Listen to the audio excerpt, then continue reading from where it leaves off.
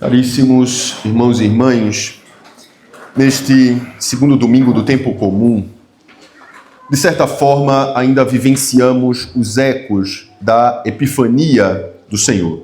Palavra essa, como vocês bem se recordam, que significa manifestação.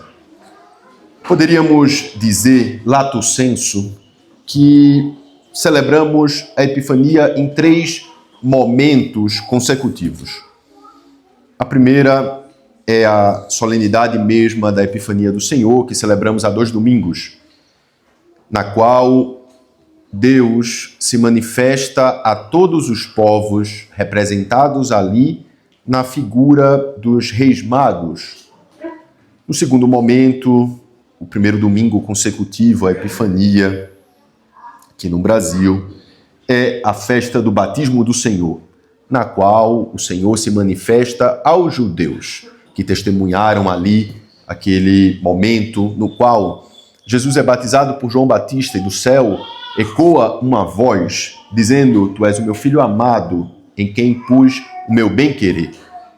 Hoje, em certa medida também, celebramos uma epifania, uma manifestação do poderio de nosso Senhor Jesus Cristo aos seus discípulos, aqueles que com ele estavam mais proximamente. É interessante notar que essa manifestação do poder de Jesus, o primeiro dos sinais operados por Jesus, acontece em meio a uma festa de casamento. Essa imagem de festa de casamento, de bodas, é tão recorrente ao longo da Sagrada Escritura para manifestar ou para ser uma imagem da relação de Deus com o seu povo, da relação de Deus para conosco. Uma manifestação desse amor cioso de Deus para com o seu povo, tal qual o amor que une um esposo à sua esposa e vice-versa. Não é estranho que ao longo da Sagrada Escritura essa imagem apareça muitas vezes, em Oséias, em Isaías, inclusive, na primeira leitura que ouvimos há pouco, na qual o Senhor mostra Jerusalém como sendo essa bem-amada do Senhor. Aqui, no Evangelho, voltando as nossas atenções mais uma vez a ele, é interessante que São João, ele não apresenta como os outros evangelhos, aos quais chamamos de sinóticos, porque são parecidos entre si, Mateus, Marcos e Lucas, ele não apresenta muitos milagres que Jesus realizou. É interessante percebermos que, ao final do seu evangelho, São João diz: "E muitos outros sinais realizou Jesus que não estão contidos nesse livro, mas assim os fez para que todos acreditassem que ele é o Filho de Deus". Ele escolhe 7 e não chama de milagres, ele chama de sinais. Esses sinais da divindade de Cristo. E narra esses 7 com uma riqueza de detalhes maior. Esse que ouvimos hoje é o primeiro deles, com o qual Jesus realmente inicia o seu ministério entre nós. Mas o que é curioso notar é que, apesar de narrar com certo detalhe esse episódio das bodas de Caná, se trata de um casamento cujos personagens principais são ou deveriam ser o noivo e a noiva. Mas em momento nenhum sabemos sequer o nome, nem do noivo, nem da noiva. Isso não é por um acaso.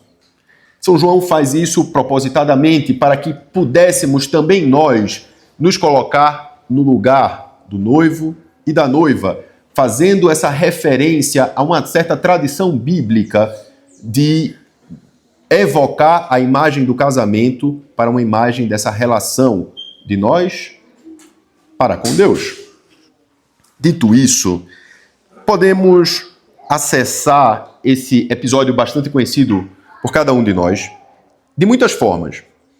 Gostaria de hoje conduzir a nossa homilia, a nossa reflexão, de uma forma que pudéssemos todos nós, os que são casados, que são a sua grande maioria aqui entre nós, mas também aqueles que não são casados, como é o caso do padre, por exemplo, que pudéssemos nos colocar nessa cena, como gostava muito frequentemente de sugerir São José Maria, uma vez que, colocados na cena, pudéssemos saborear cada detalhe daquilo que o evangelista nos narra. Houve um casamento, a mãe de Jesus estava presente e também Jesus com os seus discípulos, e o vinho veio a faltar. Antes de falar da caristia do vinho, ou seja, ou talvez da ausência do vinho, melhor dizendo, é interessante que, como São João nos fala ao final do Evangelho, inclusive citamos há pouco, que esses sinais de Jesus eram manifestação para que aquelas pessoas que testemunhassem os sinais crescem nele. Termina-se assim exatamente o Evangelho de hoje. E os seus discípulos creram nele. É justamente para suscitar a fé que Jesus manifesta a sua glória, manifesta o seu poder, manifesta o seu milagre. Assim, podemos ver cada um de nós como essa relação que temos com Deus, recebemos dele quando ele nos dá uma missão, ele nos dá antes um dom para podermos desempenhar aquilo ao qual ele nos convidou. E todos nós, independente do nosso estado de vida, seja como casados, seja como solteiro, como celibatário, temos uma missão comum, a missão de sermos santos. Mas muitas vezes, ao longo da nossa vida, experimentamos uma certa aridez em nossa vocação. Parece-nos que falta vinho. O vinho que é, ao longo da Sagrada Escritura, também uma imagem da alegria. Nos fala o livro do Eclesiástico, por exemplo, que o vinho é o sinal da alegria. Muitas vezes passamos por certas aridezes espirituais. Passamos por aquilo que São João da Cruz fala de noite escura, um deserto espiritual. Não só na nossa relação com Deus, também nela, mas também no nosso casamento, por exemplo. Muitas vezes aquele sim que demos lá atrás, aquele sim voluntário, livre, para a vida toda, no dia a dia vai se desgastando. E muitas vezes vem, inclusive, aquelas tentações de dizer: ah, se eu não tivesse casado, minha vida seria até melhor. E etc, etc, etc. Falta-nos o vinho. Falta-nos essa alegria que provoca o vinho. Aquilo que poderíamos dizer o gaudium cum pace. Essa alegria com paz, que é essa nossa relação íntima com Deus.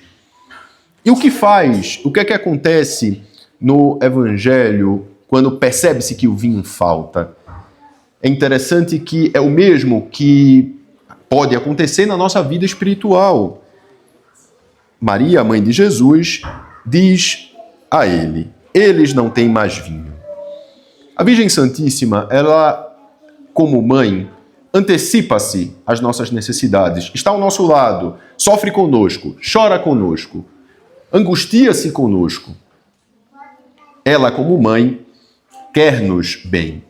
Ela, como mãe, quer nos ajudar. Ela nos apresenta, ou apresenta as nossas preces, os nossos pedidos, as nossas tristezas, as nossas aflições, aquilo que nos falta, nos apresenta a Cristo. Eu gosto particularmente daquela imagem que São Paulo usa frequentemente para se referir à igreja, a imagem do corpo. A igreja como o corpo místico de Cristo. Nós somos o corpo formado por vários membros, cada um com as suas funções. Foi exatamente a segunda leitura de hoje. Cada um recebe os dons de Deus, e esses dons são diferentes, e cada um o exerce à luz desse Espírito Santo, que é o dom de Deus. E Jesus Cristo é a cabeça, aquele que guia o corpo, que é a igreja. Claro, numa linguagem poética, me ajuda a rezar, pensar que Nossa Senhora é o pescoço. Aquele que vira a cabeça, que inclina a cabeça às nossas necessidades, que inclina a cabeça àquilo que nós estamos precisando, necessitando. Foi justamente isso que aconteceu nas bodas de Caná.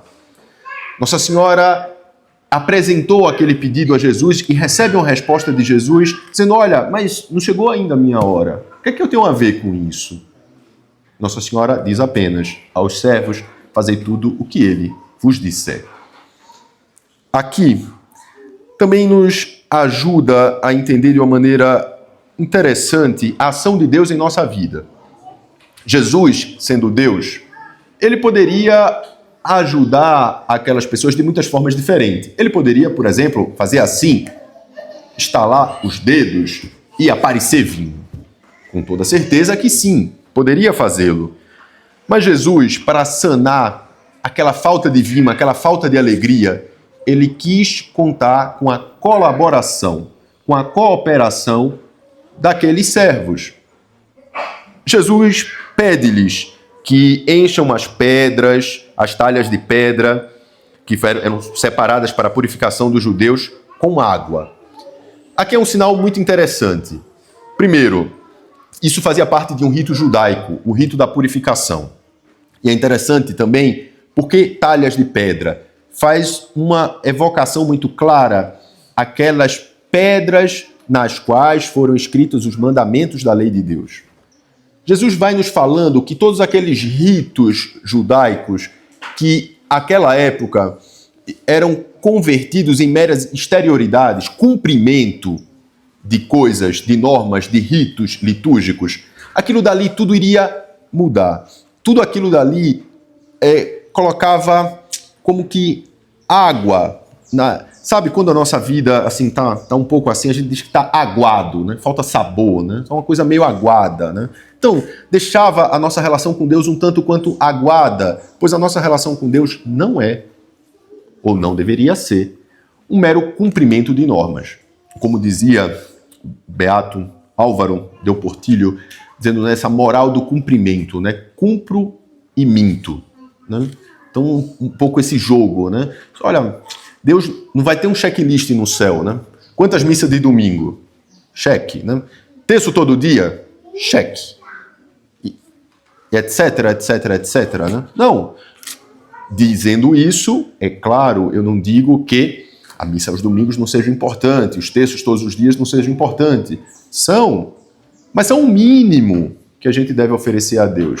O mínimo. Deus quer o nosso coração por inteiro. Por isso, Jesus nos mostra com esse milagre aqui que as coisas antigas já se passaram, que em Cristo somos nascidos de novo e não nos tornamos apenas um vinho, mas o melhor vinho possível e já experimentado por aquele mestre-sala.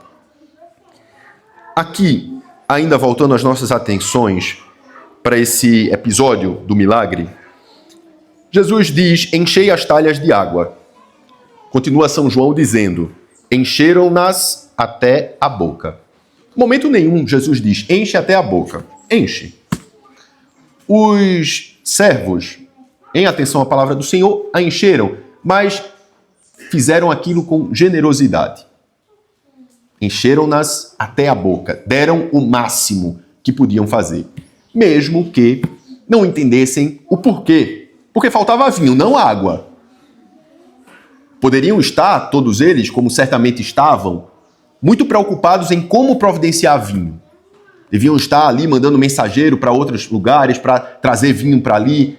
Com toda certeza, a falta de vinho ia comprometer muito os trabalhos deles no futuro. Mas, em atenção às palavras do Senhor, foram generosos. Aqui, naturalmente, nós lembramos daquele outro episódio, mais à frente no Evangelho, em que Jesus está pregando para uma multidão. E, de repente, uma mulher fala, né? Olha, bendito é o fruto que te gerou e os seios que te amamentaram. Jesus diz, mas bendito é aquele que ouve a minha palavra e a põe em prática. Jesus, ele quer transformar a nossa tibieza espiritual, a nossa laxidão no nosso matrimônio, nas nossas relações familiares, relações de amigo, relação de emprego. Toda essa nossa angústia, tristeza que eventualmente passamos, quer transformar num vinho novo. Mas para isso, ele quer precisar de nós. Ele quer contar com nossa ajuda, com nosso auxílio, com o nosso trabalho, ouvindo e pondo em prática a sua palavra, que nos convida a sermos generosos para com ele. Aqui é interessante como Jesus santifica e faz um milagre através do trabalho profissional daqueles homens, mais ordinário possível. Encheram as talhas de água até a boca. E eu? Como tenho feito ou como tenho sido generoso no meu matrimônio? O quanto tenho me dedicado à esposa? O quanto eu tenho me dedicado aos meus filhos? Será que os meus filhos não têm se convertido apenas em uma planilha da Excel, que eu vou colocando os custos, os gastos e vou me desesperando a cada nova inserção? Pois os gastos nunca acabam. O quanto eu tenho me dedicado à minha família, aos meus pais também, aos meus irmãos, aos meus filhos? Com que intensidade tenho eu me dedicado ao meu serviço a Deus? Dando-lhe apenas o mínimo? Ou não se deixando vencer em generosidade ao Senhor? Caríssimos irmãos e irmãs, esse evangelho também nos fala sobre vocação, sobre a nossa resposta de amor que damos ao Senhor. Por isso, hoje, peçamos a Deus através da Virgem Santíssima, ela que foi uma personagem fundamental para a concretização desse milagre, desse primeiro grande sinal de Jesus. Ela, a quem São José Maria dizia que a Jesus se vai e se volta por Maria. Que possamos aumentar a nossa devoção à Virgem, vê-la como a nossa mãe que está perto de nós e quer nos ajudar. Que possamos confiar à Virgem Maria as nossas angústias, dificuldades, anseios, para que ela os apresente a Jesus e que nos ajude a ter a fé necessária para ouvirmos a palavra do Senhor e a colocarmos em prática em nossa vida, no nosso dia a dia, nos pormenores da nossa existência, dando a eles um sentido sobrenatural, santificando-nos, cada um de nós, e aqueles que conosco convivem no cotidiano. Amém.